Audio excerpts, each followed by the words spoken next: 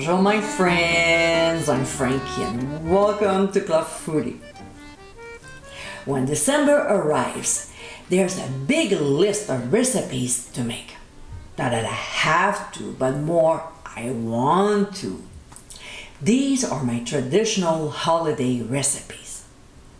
There's a cookie recipe though that I just have to make because I can't stop wanting more. Here it is. In today's episode, I'll show you how to make my biscotti. Easy to make. They are great to serve during the holidays. They also make a nice gift for your guests. So, surprise them with these incredible Italian treats. So my friends, let's get cooking. Here's half a cup of pistachios. And to make it easier when it's time to slice the log after it's baked, we'll coarsely chop them. Then we'll place them onto a baking sheet and transfer to a 350-degree preheated oven. We'll toast the nuts for 6 minutes, flipping them halfway through cooking. We'll remove from the heat and scoop the pistachios in a bowl. Then we'll set aside while we look after the almonds. So in a small skillet over medium heat, we'll toast the sliced almonds. That should take about 5 minutes, but we'll have to flip them quite often.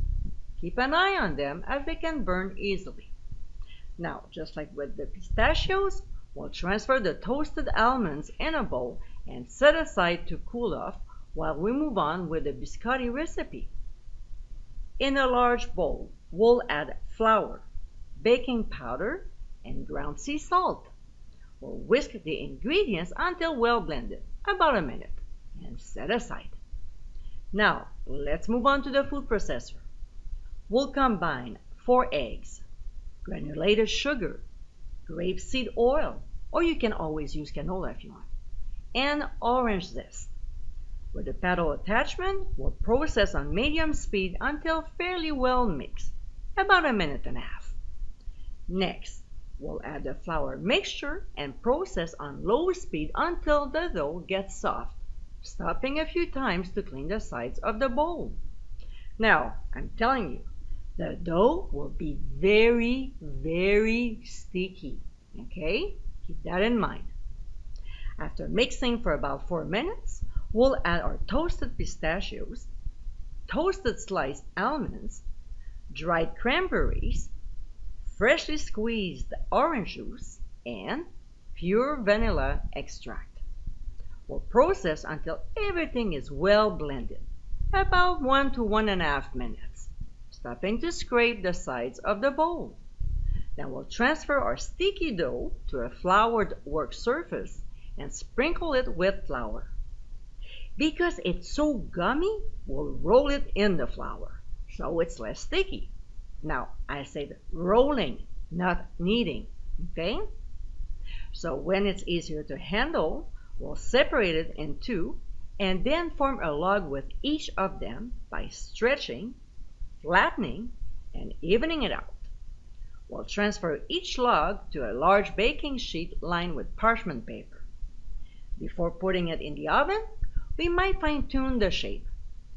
Now, when we're happy with it, we'll transfer it to a 350-degree preheated oven and bake for 40 to 45 minutes or until light golden brown.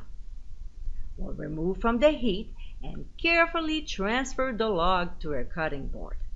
Then, without waiting further, using a serrated knife, we'll slice into 1/2 inch thick. If you wait, it will get cooler, and this is when the biscotti crack and fall apart. So when I say slicing, I don't really mean it. It's more like putting a pressure on it all the way through and then slice to separate.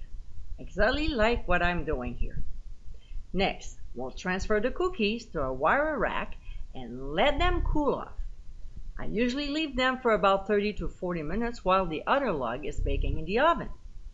This step will help them dry out.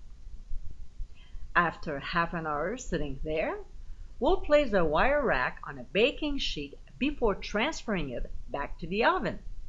We'll bake them for 10 minutes at 350 degrees, and then we'll remove it from the heat, quickly flip them over, and return to the oven for another 10 minutes. This step will give a cakey texture to the cookies. When time is up, we'll take them out and let them cool completely before serving or storing.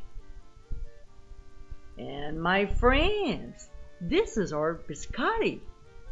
These classic Italian cookies are absolutely delicious. They look very festive, perfect for the holiday season. Not only tasty, they make great Christmas gifts as well. I hope you give it a try soon, and be sure to visit clubfoodie.com for ingredient amounts and more info. Until next time, my friends, bon appétit!